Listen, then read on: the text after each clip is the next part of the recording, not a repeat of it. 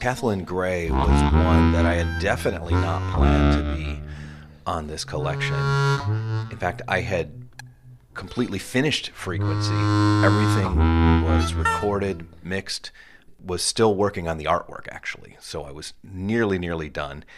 And while I was doing the paperwork to get the album out and the artwork part, I was just working on Kathelin Gray, written by the great Ornette Coleman, with chords by Pat Metheny from their awesome album Song X.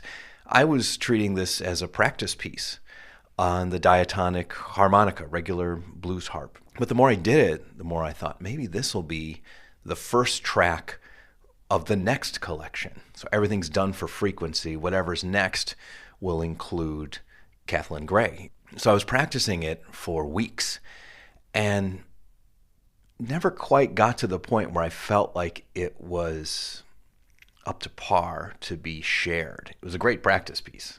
It's a page of music, but challenging for diatonic harmonica. So I was practicing it and thinking, well, once I get a version that I like, I will figure out how to maybe do chords or some kind of accompaniment to it. But I was just never happy with how it was turning out. And it was starting to lose its freshness, which is the opposite of the approach of Ornette Coleman. He was all about spontaneity and approaching things for the first time and the magic that can happen there. So what I did was set up the microphone, hit record, and played it on bass harmonica. And what we get here is that first take on bass harmonica. That's why it's a bit slower than the versions that you tend to hear. It's already a fairly slow piece, but it's even slower. And I kind of like that. There are, by the way, many fine versions of this I have come to discover. None of which that I could find playing the melody on bass harmonica. So I had this take, well, now what?